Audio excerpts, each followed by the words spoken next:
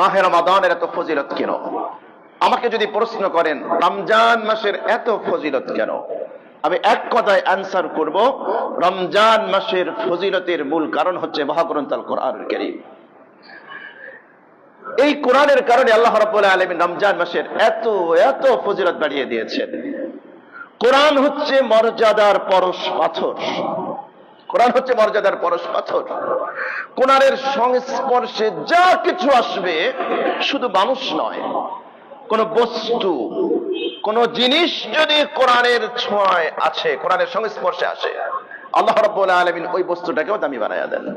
সুবহানাল্লাহ। কোরআন নাজিল হয়েছে লাইলাতুল কদরে। লাইলাতুল কদরে কোরআন নাজিল হয়েছে। কোরআনের ছোঁয়া পেয়েছে লাইলাতুল কদর। এজন্য লাইলাতুল কদরের ঘোষণা কি? লাইলাতুল কদরি খায়রুম মিন আলফি শাহরিন। এই লাইলাতুল কদরকে আল্লাহ রাব্বুল আলামিন হাজার মাসের চেয়ে শ্রেষ্ঠ করে দিয়েছেন। সুবহানাল্লাহ। লাইলাতুল কদর এসেছে রমাদান মাসে, কোরআন নাজিল হয়েছে রমাদান মাসে। এজন্য রমাদান মাসকে আল্লাহ রাব্বুল আলামিন সর্বশ্রেষ্ঠ মাস হিসেবে ঘোষণা দিয়েছেন, 70 গুণ মর্যাদা বাড়িয়ে দিয়েছেন। কোরআন নিয়ে এসেছে জিবরিল আলাইহিস সালাতু ওয়াস সালাম। এজন্য জিবরিল আলাইহিস সালাতু ওয়াস সালাম সাইয়্যিদুল মালায়েকা, ফেরেশতার সরদার। কোরআন নাজিল হয়েছে আখিরি জামানার পয়গম্বর মুহাম্মদুর রাসূলুল্লাহ সাল্লাল্লাহু আলাইহি ওয়াসাল্লামের উপরে। এজন্য মুহাম্মদ সাল্লাল্লাহু আলাইহি ওয়াসাল্লাম সাইয়্যিদুল মুরসালিন, সমস্ত নবী এবং রাসূলদের সরদার। কোরআন নাজিল হয়েছে মক্কায়, এজন্য মক্কার এত ফজিলত। কোরআন নাজিল হয়েছে মদিনায়, এজন্য মদিনার এত ফজিলত, এত ফজিলত। আমি ছোট্ট একটা এক্সাম্পল দেই। কাঠের একটা টুকরা, আপনার বাসায় অনেক দামি দামি ফার্নিচার আছে, সেগুন কাঠ, বার্মেটিক সেগুন বা আরো যত দামি ফার্নিচার আছে, জীবনে কোনোদিন আপনি এই ফার্নিচারটা চুমুও খান না, বুকেও লাগান না। নিজের দামি কাপড় দিয়ে কখনো ময়লা পরিষ্কার করেন না, করেছেন? কেউ বলতে পারবেন যে আবেগ আপ্লুত হয়ে আমি ফার্নিচারটা জড়িয়ে ধরে চুমু খেয়েছি? এবার বুঝুন, আপনার বাচ্চা কোরআন পড়ে, কোরআন পড়ার জন্য মাত্র 100 টাকা দিয়ে ছোট্ট একটা কাঠের টুকরা কিনেছেন। এই কাঠের টুকরায় কোরআন রেখে পড়া হয়েছে। আমার প্রিয় ভাইয়েরা, একটু গভীরভাবে বোঝার চেষ্টা করুন।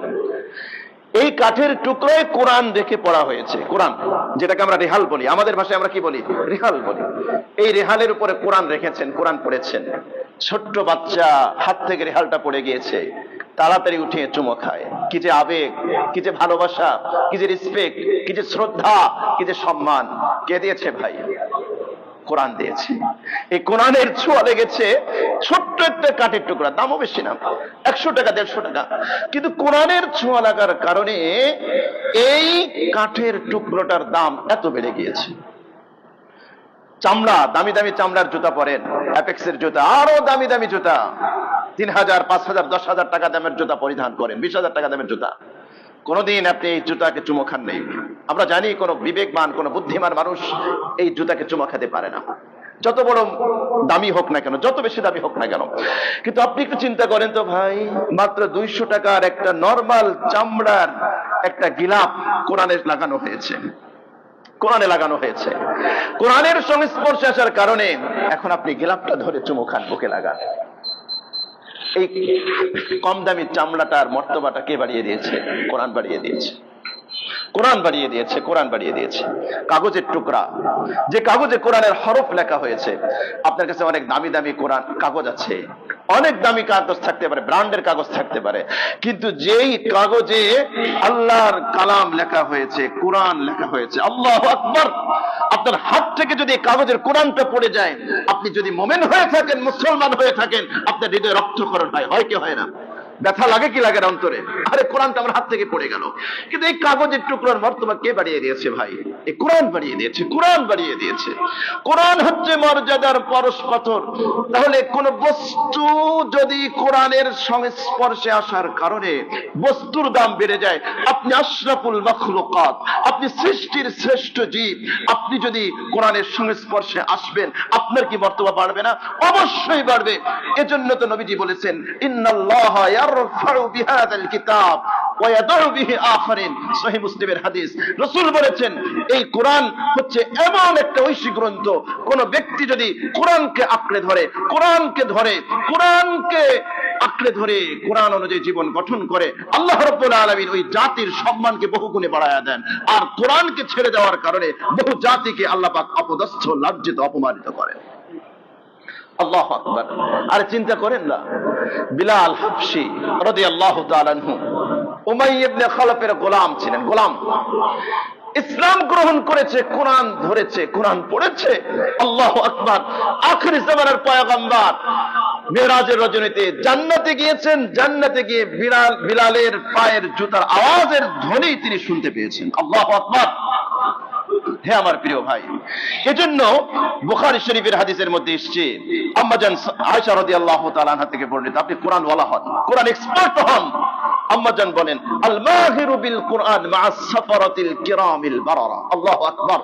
আম্মাজান বলেন, রাসূল বলেছেন যারা কোরআন এক্সপার্ট হবে, যারা কোরআনে দক্ষ হবে, যারা কোরআনে অভিজ্ঞ হবে, কিয়ামতের দিবসে আল্লাহ রাব্বুল আলামিন জিবরিল, মিকাইল, ইসরাফিল আলাইহিমুস সালাতু ওয়াস সালামের মতো জলিলুল কদর সম্মানিত ফেরেশতাদের সাথে তাদের হাসরের ব্যবস্থা করে দেবেন। আল্লাহু আকবার, আল্লাহু আকবার। والذي يقرأ القرآن ويتتعتع فيه وهو شاق عليه فله أجران। নবীজি বলেছেন, আর যারা কোরআনের বুঝ আগে ছিল না, কোরআনের বুঝ আগে ছিল না, কিন্তু এরপরে কোরআনের বুঝ হয়েছে, কোরআন শিখতে হবে, কোরআন পড়তে হবে, কোরআন পড়তে যায় এখন ভালো করে পড়তে পারে না, আইন, হা, কফ, দাত, তা এগুলো ভালো করে পড়তে পারে না, তারপরেও কোরআন শেখার জন্য চেষ্টা করে। আপনারা মনে মনে ভাবছিলেন যে আমরা তো কোরআন এক্সপার্ট হতে পারবো না, আমাদের জন্য মনে হয় প্রণোদনা নাই। অবশ্যই আছে। রাসূল বলেছেন ওই হাদিসের শেষ, বুখারীর শেষ, যারা কোরআন পড়তে গিয়ে জবানে বেঁধে যায়, এটা তা মানে হলো তুতলামি করা, মানে আইনটা আসে না, তারপরেও চেষ্টা করে, কোরআন শিখতেই হবে, কোরআন পড়তে হবে, বুঝতে হবে, আমল করতে হবে। রাসূল বলেছেন আল্লাহ রাব্বুল আলামিন তাদেরকে ডাবল সওয়াবের ব্যবস্থা করে দিয়েছেন। সুবহানাল্লাহ, সুবহানাল্লাহ, আল্লাহু আকবার। কিয়ামতের দিবসে কোরআন পাঠকের সাথে কথা বলবে। মুসনাদ আহমদে হাদিস, নবীজি সাল্লাল্লাহু আলাইহি ওয়াসাল্লাম বলেন, ইন্নাল কোরআন ইয়ালকা সাহিবাহু ইয়াওমাল কিয়ামাহ হিনা ইয়ানশাক্কু আনহু কবরুহু কাররাজুলিশ শাহিব। কবর থেকে যখন মানুষ পুনরুত্থান ঘটবে, শ্বেত শুভ্র আকৃতি ধারণ করে কোরআন এসে হাজির। আল্লাহু আকবার। কোরআন এসে উপস্থিত। ইয়াকুলু হাল তারিফুনি, কোরআন বলবে পাঠককে, এই তুমি কি আমাকে চিনো? ফায়াকুল লাহু বা আরিফুক, সে বলবে না, আমি তো আপনাকে চিনি না। ফায়াকুল আনা সাহিবুকাল কোরআন আল্লাযী আজমাতুকা ফিল হাওয়াজিদ ওয়া আসহারতু লাইলাক, আমি তোমার ওই সাথী কোরআন, যে কোরআনের বিধান পালন করতে গিয়ে রমজান মাসে আমি তোমাকে পানি থেকে দূরে রেখেছিলাম, তোমার কণ্ঠনালী শুকনা হয়েছিল, আমার কারণে, আমার বিধান পালন করার জন্য তুমি কষ্ট করেছো, আর আমাকে শেখার জন্য তুমি বহু রাত জাগ্রত থেকেছো। আপনারা কল্পনাও করতে পারবেন না একজন হাফেজে কোরআন, কোরআন হিফজ করার জন্য, মেমোরাইজ করার জন্য কত রাত তাকে নির্ঘুম কাটাতে হয়েছে। আপনি যখন শেষ রাত্রে ঘুমান, হেফজখানায় গিয়ে দেখবেন ওই ছোট্ট ছোট্ট বাচ্চারা শেষ রাত্রিতে উঠে তারা একেবারে নিবেদিত প্রাণ হয়ে কোরআন মুখস্থ করে। এই দেখেন, সেটাই বলছে, ওয়াসহারতু লাইলাক, আমি তোমাকে রাতের বেলা ঘুমাতে দেই নাই, তোমাকে আমি জাগ্রত রেখেছিলাম। দুনিয়ার অন্য মানুষ ঘুমাচ্ছিল, কিন্তু আমি তোমাকে জাগ্রত রেখেছিলাম। ওয়া ইন্না কুল্লা তাজিরিন মিন ওয়ারাই তিজারাতিহি ওয়া আনতাল ইয়াওমা মিন ওয়ারাই কুল্লি তিজারাতিন, প্রত্যেক ব্যবসায়ী ব্যবসা করে লাভবান হয়, তুমি কোরআনকে ধারণ করার জন্য তুমি সময় ব্যয় করেছো, আজকে তুমি লাভবান হবা। কি লাভবান হবা? আল্লাহু আকবার। ক্বালা ফায়ুতাল মুলকা বিয়ামিনি ওয়াল খুলদা বিশিমালি, তখন এই ব্যক্তিকে আল্লাহ রাব্বুল আলামিন কি পুরস্কার করবেন? ফায়ুতাল মুলকা বিয়ামিনি, আল্লাহ রাব্বুল আলামিন, মুলক মানে রাজত্ব। আল্লাহ সুবহানাহু ওয়া তাআলা যারা কোরআন পড়বে, কোরআন শিখবে, কোরআন অনুযায়ী জীবন গঠন করবে, কোরআনকে মহব্বত করবে, কোরআনকে ভালোবাসবে, রাসূল বলেছেন এই ব্যক্তিকে আল্লাহ রাব্বুল আলামিন জান্নাতের রাজত্ব দিয়ে দিবেন। সুবহানাল্লাহ। ফায়ুতাল মুলকা বিয়ামিনি, ডান হাতে রাজত্ব দিয়ে দেবেন।